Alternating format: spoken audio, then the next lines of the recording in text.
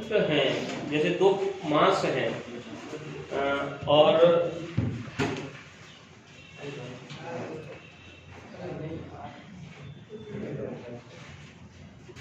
यहाँ पर हमने फोर्स लगाया F1। सर रुको सर, देख ही नहीं रहा इसमें। अच्छा पीछे कर दे इसको, टेबल को एक बार पीछे करना पड़ेगा। अबे जैसे मैंने तेरा बनाया देखो सही तो है। ये इस पर फोर्स F लगाया है और ये इधर फोर्स लगाया है F2। इस ये डिस्टेंस D1 है, ये डिस्टेंस D2 है। इसको कहते हैं फलक्रम। ये नॉर्मल रिएक्शन होगा ऊपर की तरफ, न्यूटन्स थर्ड लॉ से नॉर्मल रिएक्शन ऊपर की तरफ होगा और ये फलक्रम कहलाता है। ये फलक्रम बीच का पॉइंट है, वो फलक्रम कहलाता है। FUL CRUM। तो ये फलक्रम है। अब इसमें बैलेंस होने के लिए ये दोनों सेम होना चाहिए। कैसे सेम होना चाहिए? यानी F1 D1 ये बराबर होना चाहिए, किसके? F2 D2 के बराबर होना चाहिए। ठीक, F2 D2 के बराबर होना चाहिए।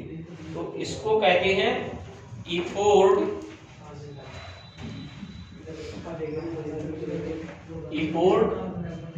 Into effort R equal to load into load arm. Hindi में कहते हैं आयास इनटू आयास भुजा। आयास भुजा बराबर भार इनटू भार भुजा। Load into load arm. और इसका जो मैकेनिकल एडवांटेज है, मैकेनिकल एडवांटेज इसको MA से प्रूव करते हैं। मैकेनिकल एडवांटेज यानी इसको कहते हैं यांत्रिक लाभ। मैकेनिकल एडवांटेज यांत्रिक लाभ, हिंदी में कहते हैं यांत्रिक लाभ। Mechanical advantage this is equal to load upon effort.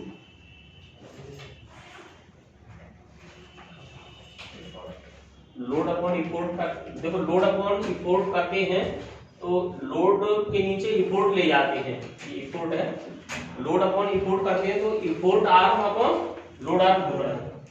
Effort arm this is equal to effort arm upon load arm.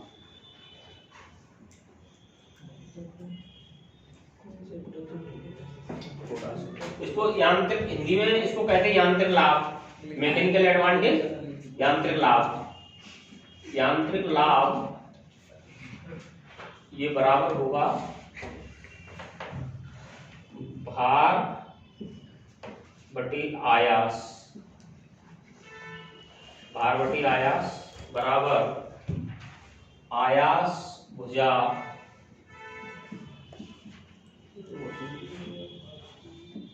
आयास भुजा बटे अपॉन में भार भुजा।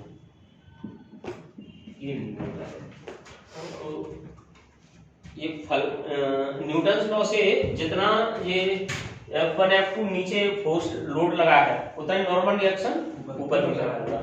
तो ये इसका फॉर्मूला बनता है मैकेनिकल एडवांटेज का। मैकेनिकल एडवांटेज हमको जैसे दिया हुआ है, या फिर हमको मैकेनिकल एडवांटेज ऐसा भी हो सकता है मैकेनिकल एडवांटेज हमको निकालना पड़े।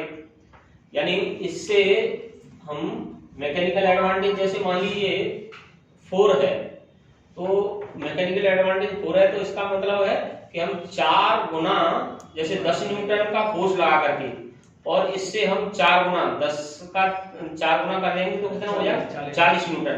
40 न्यूटन का फोर्स हम उठा सकते हैं। जैसे अभी मैकेनिकल एडवांटेज 5 है और हमने 10 न्यूटन का फोर्स लगाया, 10 न्यूटन का फोर्स लगाया तो 50 न्यूटन का फोर्स इससे उठा सकती है। मतलब सर जितना भी होगा, जितना मैकेनिकल एडवांटेज होगा उतना ही ज्यादा फोर्स उठा सकती है। जैसे एक क्वेश्चन लिखिए, किस चैप्टर का है? इसी चैप्टर का है? ये इसी चैप्टर का है और किसी का है? अरे, नहीं, इधर उधर का नहीं पढ़ाएंगे, सीधा है कि वो उसका पढ़ाएंगे, ठीक है। ऐसा नहीं होगा कि कोई कॉन्सेप्ट कहीं से उठा लिया, कोई कहीं से उठा लिया, ऐसा नहीं होगा। कैसे लिखना है? इसको ऐसे सर को कैसे लिख ले? ऐसे लिख लो। इस कॉन्सेप्ट को लिखोगे mechanical advantage of a lever. Mechanical advantage of a lever, एक लीवर का यांत्रिक लाभ, एक लीवर का यांत्रिक लाभ ऑफ ए लीवर। एली भी लिया इस गिवन बार। अब हिंदी वाले तो हिंदी में लिख लेंगे और इंग्लिश वाले इंग्लिश में लिख लेंगे।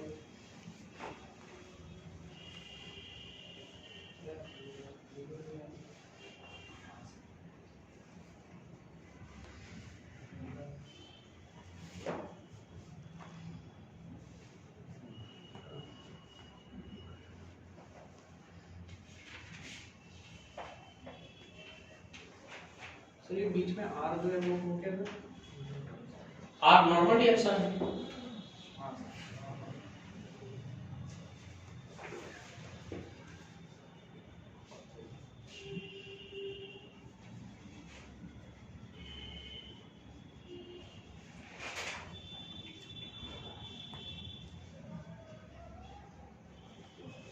बना लिया?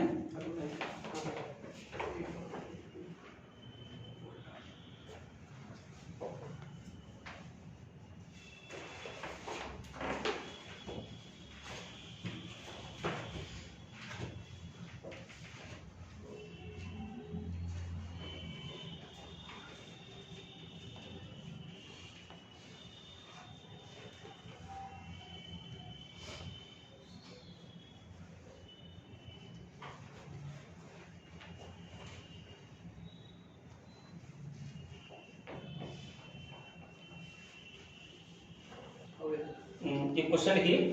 The mechanical advantage of a lever, mechanical advantage of a lever is 5। Mechanical advantage की कोई यूनिट नहीं होती है, वो सेम राशि, वो सेम क्वांटिटी का रेशियो होता है। हाँ, mechanical advantage of a lever is 5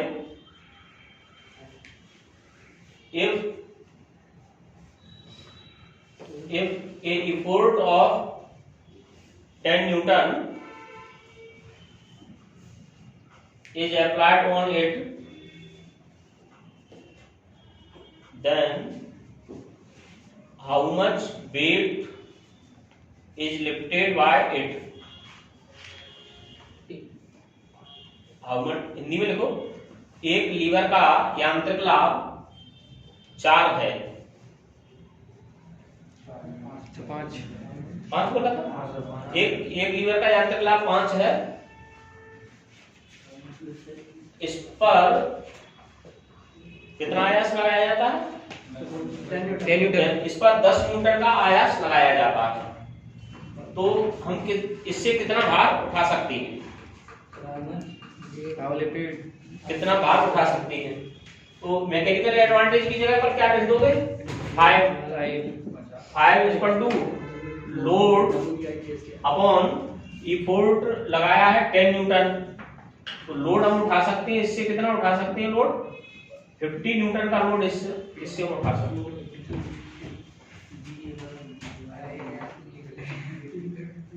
ठीक, समझ में आया?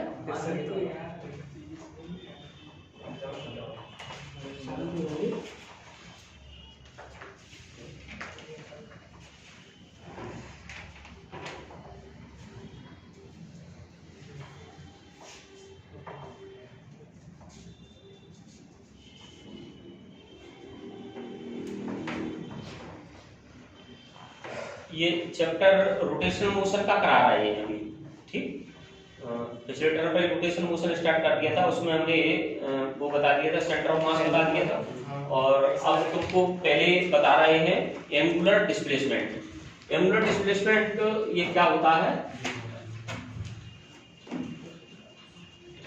एंगुलर डिस्प्लेसमेंट की एसआई यूनिट रेडियन होती है। यस। और एंगुलर डिस्प्लेसमेंट को डिफाइन करते हैं किसी गिवन टाइम इंटरवल में दिए गए समय अंतराल में हम कितना एंगल से ये पार्टिकल रोटेट होता है। जैसे कोई पार्टिकल रोटेटरी मोशन कर रहा है, अब जैसे ये ए पॉइंट से बी पॉइंट पर आ गया और इसमें डेल्टा टी टाइम लगा और यहाँ पर एंगल बना है डेल्टा थीटा, तो ए से बी पर आने में डेल्टा थीटा एंगल बना है, तो इसका angular displacement angle subtended bye A particle in A given time interval is called angular displacement.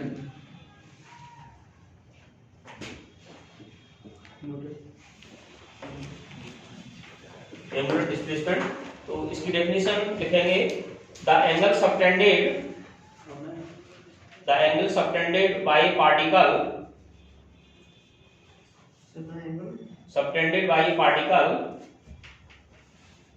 in a given time interval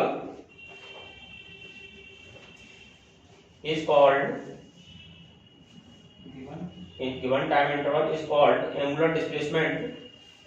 Hindi में लिखेंगे कोणीय विस्थापन। सही, ठीक। हिंदी में लिखिए कोणीय विस्थापन किसी कण द्वारा दिए गए समय अंतराल में बनाए गए कोण को कोणीय विस्थापन कहते हैं। इसका एसआई मात्रक रेडियन है। शुरू से बोलो सर। किसी दिए गए समय अंतराल में कण द्वारा बनाए गए कोण को कोणीय विस्थापन कहते हैं। इसका एसआई मात्रक रेडियन है। नेक्स्ट है, जैसे मान लो डेल्टा टी समय में एंगल बनाया कितना डेल्टा थीटा, तो 1 सेकंड में कितना एंगल बनेगा delta theta upon delta T. 1 second में जितना एंगल बनेगा उसको कहेंगे एंगुलर वेलोसिटी। ये एवरेज एंगुलर वेलोसिटी है delta theta upon delta T. लेकिन अगर हम इंस्टेंटेनियस एंगुलर वेलोसिटी निकालना चाहते हैं, इंस्टेंटेनियस वेलोसिटी, एंगुलर वेलोसिटी का मतलब velocity at any instant of time, तो हम इसको डिफरेंशियल के फॉर्म में लिखेंगे omega equal to D theta upon D t. तो हम ये देख लेंगे कि किस फॉर्म में हमको फॉर्मूला यूज करना है। ये तो एवरेज के लिए है और ये इंस्टेंटेनियस के लिए है। तो एंगुलर वेलोसिटी की डेफिनेशन लिखिए the rate of change of angular velocity. Angular velocity next है कोणीय वेग। एंगुलर वेलोसिटी इसको लिखेंगे कोणीय वेग।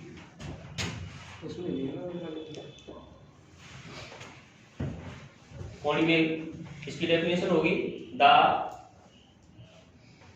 Rate of change of angular displacement with time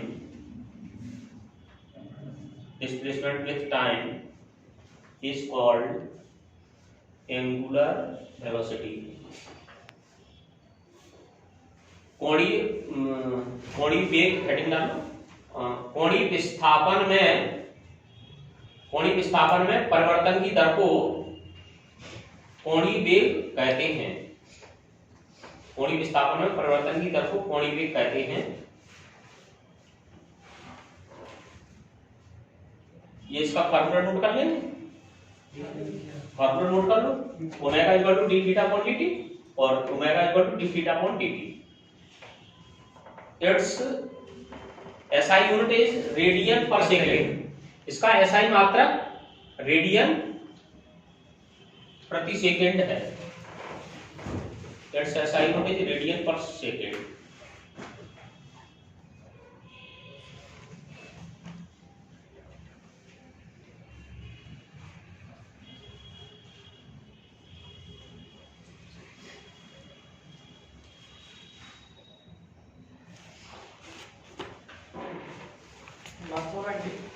instantaneous वाला का ये इससे पहले वाला सर क्या था? ये एवरेज। अब है एंगुलर एक्सेलरेशन। एंगुलर एक्सेलरेशन कोणीय त्वरण, कोणीय त्वरण। तो कोणीय त्वरण क्या होगा, जैसे डेल्टा टी टाइम में एंगुलर वेलोसिटी है डेल्टा ओमेगा, और 1 सेकंड में कितनी हो जाएगी delta omega upon delta T, और 1 सेकंड में जितनी एंगुलर वेलोसिटी होती है, 1 सेकंड में जितनी एंगुलर वेलोसिटी होती है उसको कहते हैं एंगुलर एक्सेलरेशन। तो एंगुलर एक्सेलरेशन ये, और अल्फा इक्वल टू, इसको इंस्टेंटेनियस को लिखेंगे d omega upon D t, लेकिन ओमेगा किसके बराबर होता है, ओमेगा बराबर होता है d theta upon D t के। तो ये अल्फा हो जाएगा d alpha equal to d d t of d theta upon D t, this is equal to d two theta upon D t two. Square नहीं पढ़ते हैं इसको, double differentiate है, ठीक, स्क्वायर नहीं पढ़ेंगे इसको, d two theta upon D t two पढ़ेंगे, क्योंकि ये दो बार डिफरेंशियल है, एंगुलर डिस्प्लेसमेंट का दो बार डिफरेंशियल है। तो इसको डिफाइन करेंगे the rate of change of, पहले तो ये हेडिंग डालेंगे एंगुलर एक्सेलरेशन कोणीय त्वरण, कोणीय त्वरण, अभी समझा, कोणीय त्वरण एंगुलर एक्सेलरेशन, इसमें लिखो the rate of change of angular velocity with time is known as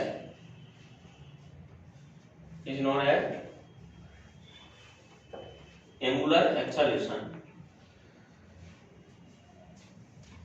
is known as angular acceleration. Let in time dt the angular displacement is d omega, then Hindi में लिख लो, कोणीय वेग में परिवर्तन की दर को कोणीय त्वरण कहते हैं, कोणीय वेग में परिवर्तन की दर को कोणीय त्वरण कहते हैं। It is denoted by alpha, इसे अल्फा से प्रदर्शित करते हैं, it is denoted by alpha. Note कर लो इसको, देखो अब तो तुमको और भी एडवांटेज है, अब घर पर भी देख सकते हो। लेकिन सर कम तो लगा सर, मैं जिनका मूल कर रही है मेरा भीड़ की बात कर रहा हूं यहां पे बहुत है यार, टाइम इसको भाई सॉरी, ये नोट कर लो, वो तो करना सर, एक बार समझा सर। हाँ, एक बार भी समझा देंगे, और नोट करने की वो स्पीड है थोड़ी सी फास्ट होना चाहिए।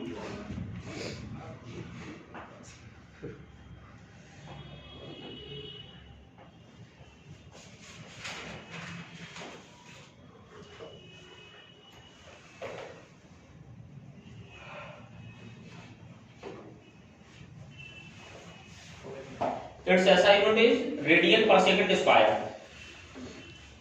इसका SI मात्रक रेडियन पर सेकंड स्क्वायर है, रेडियन पर सेकंड स्क्वायर। हाँ देखो, डेल्टा टी टाइम में वेलोसिटी में चेंज हुआ है कितना, डेल्टा, 1 सेकंड में डेल्टा ओमेगा, 1 सेकंड में जितना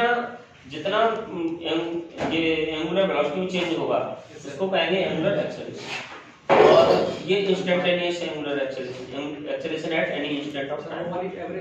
हाँ, और अब ओमेगा किसके बराबर होता है, d theta upon D t के बराबर होता है, तो ओमेगा की वैल्यू हम इसमें रख देंगे, तो ये क्या आ जाएगा d two theta upon D t two, यानी एंगुलर डिस्प्लेसमेंट को दो बार डिफरेंशिएट कर देंगे तो एंगुलर एक्सेलरेशन आ जाएगा।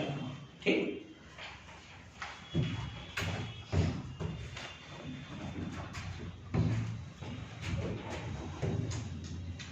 चलो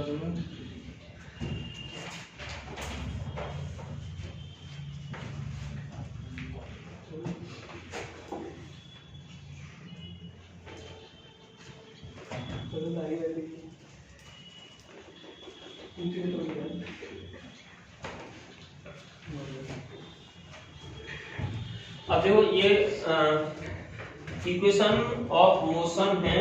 पहले इनको बताने से पहले एक और क्वेश्चन तुमको दे रहे हैं सर। यदि रेखीय वेग नियत रहे,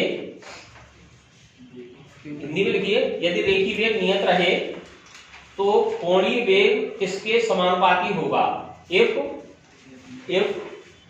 linear velocity is constant,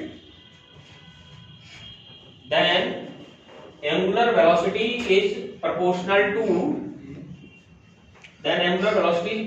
to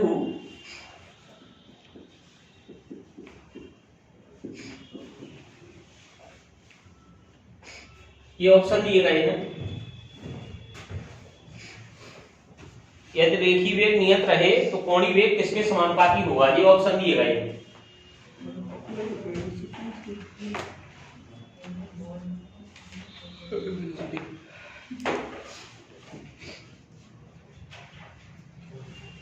Saurabh answer आ रहा है? पल्ले नहीं पढ़ रहा? नहीं पढ़ रहा पढ़ ले तो देखो, अभी पल्ले पढ़ता है। ये फॉर्मूला हमने बताया था पहले तुमको, v = r ओमेगा।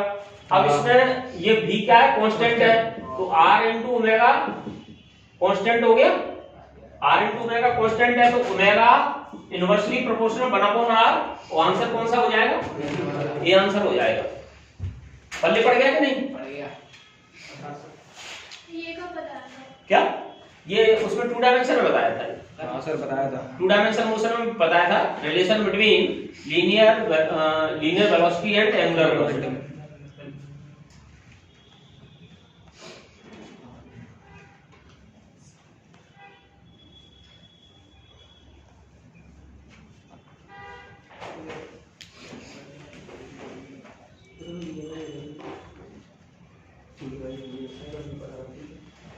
देखो ये वेक्टर को 2 पार्ट में डिवाइड किया गया है। वेक्टर क्वांटिटी उनको 2 पार्ट में डिवाइड किया गया, एक तो एक्सियल वेक्टर और दूसरे पोलर वेक्टर। तो एक्सियल वेक्टर जो भी रोटेटरी मोशन में आते हैं, जैसे एंगुलर वेलोसिटी है, एंगुलर डिस्प्लेसमेंट है, एंगुलर एक्सेलरेशन है, टॉर्क है, एंगुलर मोमेंटम है, ये सभी किसमें आते हैं? एक्सियल वेक्टर में आते हैं। वेक्टर को 2 पार्ट में डिवाइड किया गया है, पोलर वेक्टर और एक्सियल वेक्टर। अब जैसे ओनली डिस्प्लेसमेंट लिखा है, ओनली डिस्प्लेसमेंट लिखा है तो ये वेक्टर क्वांटिटी है, ठीक। एंगुलर डिस्प्लेसमेंट लिखा है, ये एक्सियल वेक्टर क्वांटिटी है। ओनली जैसे फोर्स लिखा है, फोर्स है वो वेक्टर, उसको हम पोलर वेक्टर कहते हैं, फोर्स को पोलर वेक्टर, और टॉर्क को कहेंगे एंगुलर वेक्टर, एक्सियल वेक्टर कहेंगे। अब जैसे वेलोसिटी है और एंगुलर वेलोसिटी है, तो वेलोसिटी को कहेंगे पोलर वेक्टर और इसको एंगुलर वेलोसिटी को कहेंगे एक्सियल वेक्टर। तो ये कंसेप्ट ये लिखोगे, angular displacement, angular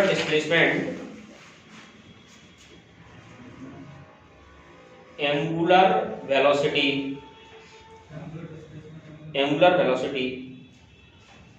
angular acceleration, torque, angular momentum are axial vectors. Hindi में लिख लो, कोणीय विस्थापन, कोणीय वेग, कोणीय त्वरण, बल आघूर्ण, कोणीय संवेग,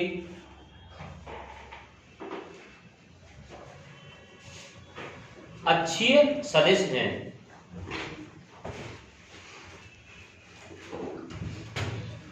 जो रोटेटरी मोशन में आएंगे वो अक्षीय सदिश हो जाएंगे।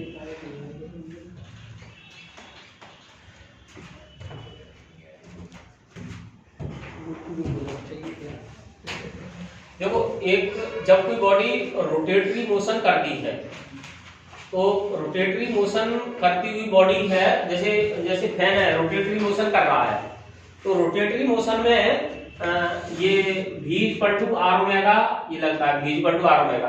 तो सभी पार्टिकल होते हैं उनकी एंगुलर वेलोसिटी सेम होती है और लीनियर वेलोसिटी डिफरेंट होती है।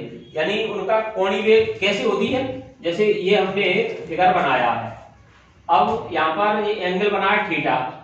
अब थीटा एंगल यहाँ पर थीटा एंगल को हम कैसे भी डिनोट कर सकते हैं, जैसे आर्क यहाँ पर छोटा है ओ ए बी, यहाँ पर आर्क और बड़ा हो गया ए डैश बी डैश, यहाँ पर आर्क और बड़ा हो गया A double dash B double dash. तो एंगल इक्वल टू होता है आर्क अपॉन रेडियस, ठीक। तो एंगुलर वेलोसिटी ओमेगा है, ओमेगा ये ओमेगा बराबर होगा ये एंगल है वो सेम रहेगा थीटा अपॉन टी। तो थीटा अपॉन टी, ये एंगल तो सब जगह सेम है, इसके लिए भी सेम है, क्योंकि यहाँ पर डिस्टेंस जैसे आर्क छोटा है तो रेडियस कम है, आर्क बड़ा है तो रेडियस बड़ी है। तो सभी पार्टिकल की एंगुलर वेलोसिटी है ये कैसी रहेगी, सेम रहेगी, ये तो सेम रहेगी। लेकिन लीनियर वेलोसिटी है वो डिस्टेंस के साथ बढ़ती जाएगी, आर को बढ़ाएंगे तो लीनियर वेलोसिटी बढ़ेगी। जैसे इस पार्टिकल की लीनियर वेलोसिटी सबसे ज्यादा होगी, जो लास्ट में होगा, क्यों, क्योंकि उसमें आर का मल्टीप्लाई होगा, ठीक। तो इसको कंसेप्ट को कैसे लिखोगे, इन रोटेटरी मोशन घूर्णी गति में, in rotatory motion all particles have same angular velocity but different linear velocity। घूर्णी गति में सभी कणों का कोणीय वेग समान होता है, लेकिन रेखीय वेग भिन्न-भिन्न होता है,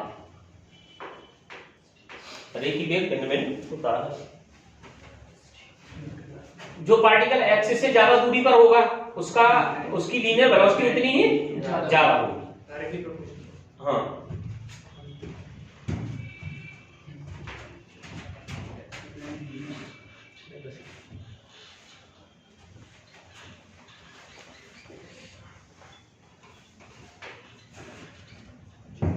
लीनियर इक्वेशन ऑफ मोशन, जैसे फर्स्ट इक्वेशन ऑफ मोशन हम लिखते हैं v equal to u plus at। तो अब इसके करस्पॉन्डिंग जैसे इनिशियल वेलोसिटी, यहाँ पर हम लीनियर वेलोसिटी में लीनियर मोशन और ये rotatory motion rm, linear motion में इनिशियल वेलोसिटी होती है u, ठीक। लीनियर मोशन में इनिशियल वेलोसिटी और यहाँ पर होती है, रोटेटरी मोशन में होती है ओमेगा नॉट। लीनियर वेलोसिटी में फाइनल वेलोसिटी v से डिनोट करते हैं, इसमें डिनोट करते हैं ओमेगा से।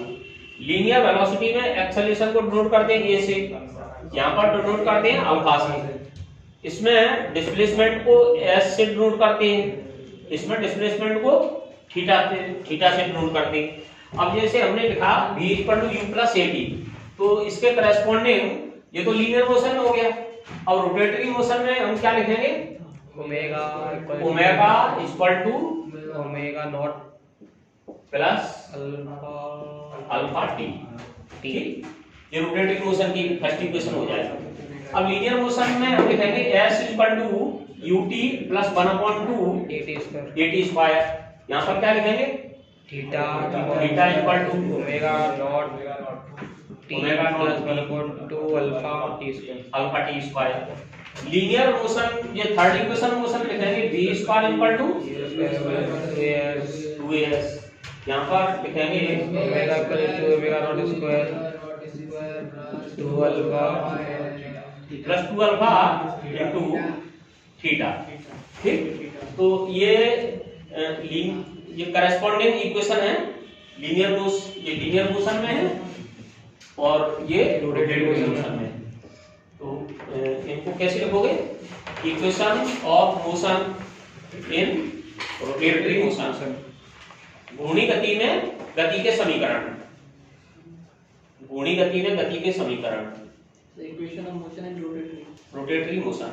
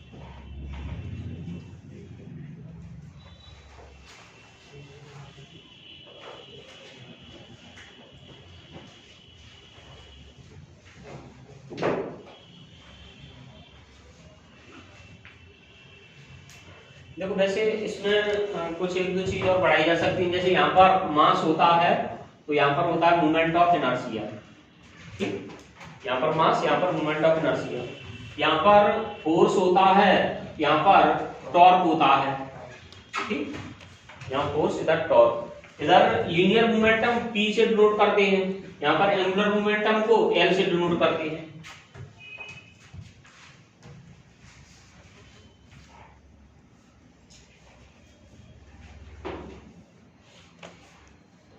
इसमें F इक्वल टू एम होता है और इसमें tau equal to I alpha होता है।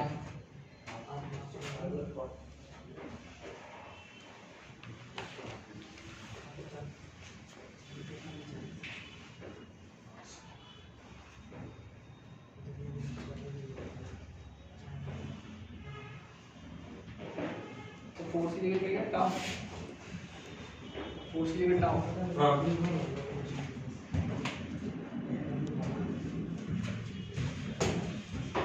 एक क्वेश्चन लिखेंगे, ए particle start its motion from rest,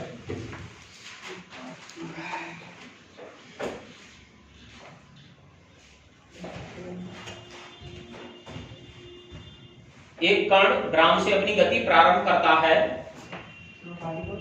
start its motion from rest, after 5 second, after 5 second its angular velocity becomes 25 radian पर सेकेंड। 5 सेकेंड के पश्चात becomes 25 रेडियन पर सेकेंड, बोर्ड पर देखिए,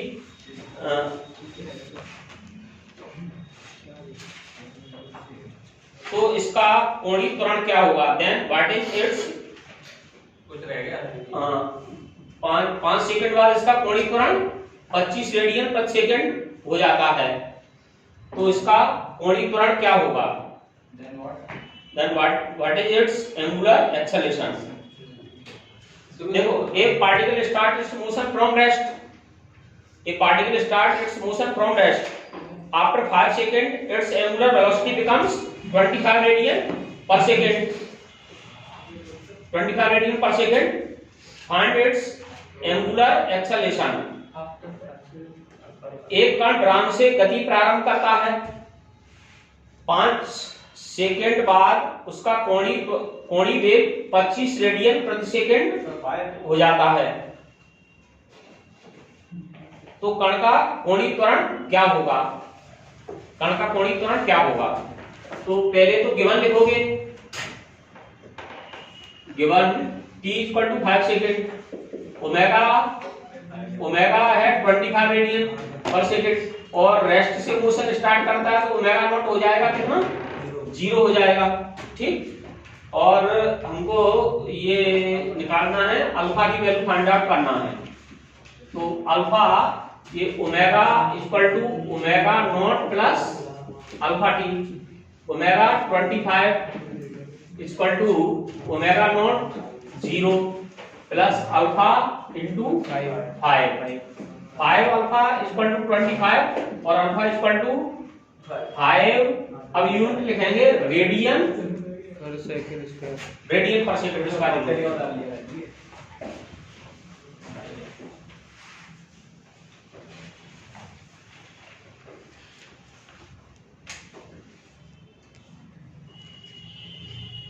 अब क्या डिस्टर्ब नहीं करेंगे, पहले हिंदी में बोलेंगे फिर इंग्लिश में बोलेंगे, 2-3 बार बोलना हो जाता है।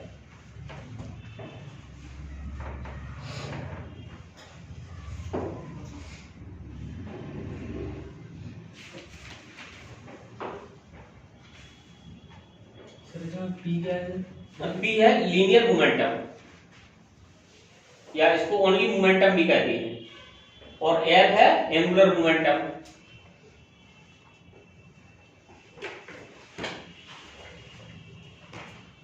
एक क्वेश्चन लिखिए, एक पहिया 2 रेडियन प्रति सेकंड स्क्वायर के त्वरण से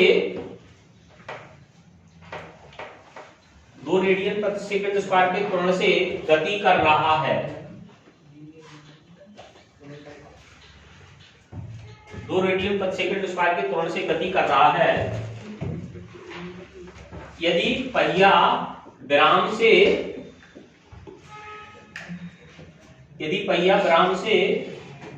घूर्णन प्रारंभ करता है तो 10 सेकेंड में कोणीय विस्थापन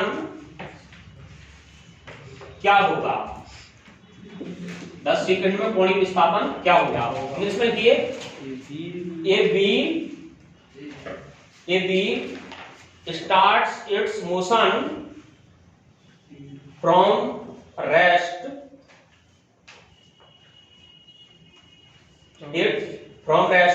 Its angular acceleration is 2 radian per second square.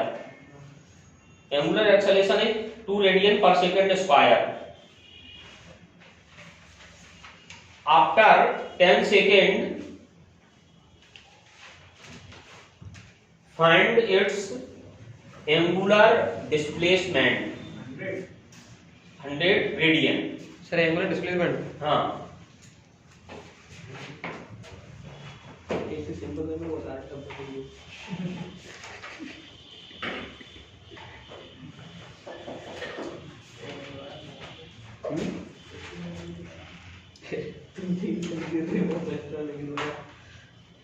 इसमें फॉर्मूला कौन सा लगा हुआ है? Theta equal to omega naught t plus 1/2 alpha t square. सभी वैल्यू पुट कर दोगे। Omega naught t 10 plus 1/2 alpha 2 into 10 का स्क्वायर, 2 से 2 कैंसिल, और ये एंगुलर डिस्प्लेसमेंट आ जाएगा 100, यूनिट लिख देंगे रेडियन।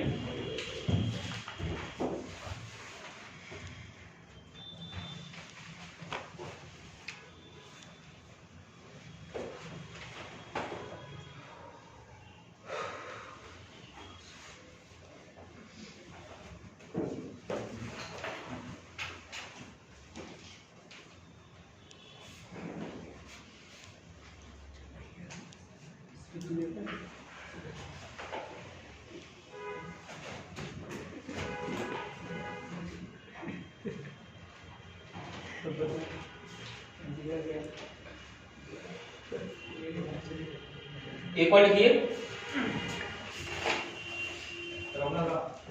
हाँ, एक टॉर्क 50 न्यूटन मीटर, एक torque 50 newton metre 50 newton metre acting on a wheel at rest rotates rotates it through 200 radians in 5 seconds. Calculate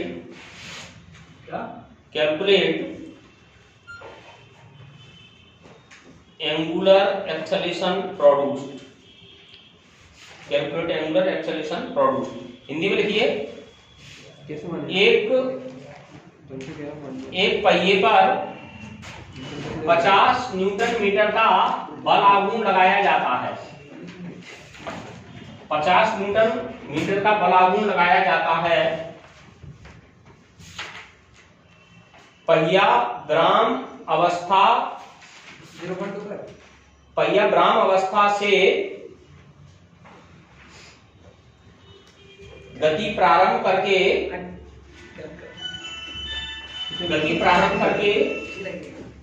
5 second में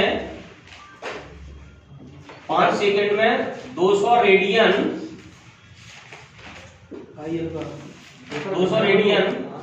का कोण बनाता है। 200 रेडियन का कोण बनाता है। इसका कोणीय त्वरण ज्ञात कीजिए।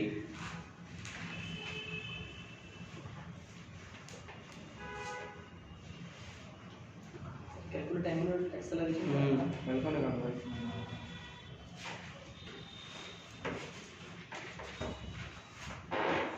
यार अरे यार सही कह रहा था तू भी यार सीरियस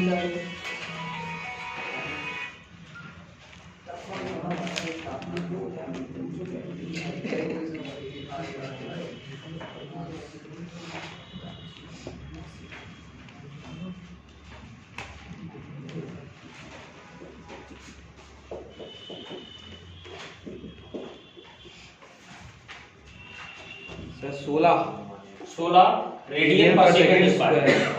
ठीक, yes sir. Theta equal to omega naught t plus 1/2 alpha t square. 200 equal to alpha omega naught 0 into 5 plus 1/2 alpha, alpha निकालना है, टी स्क्वायर 5 का स्क्वायर। 200 equal to 1/2 alpha into 25, alpha equal to 400 upon 25। 400 में 25 से divide कर देंगे तो ये आ जाएगा 16 रेडियन पर सेकंड स्क्वायर। ठीक, उसको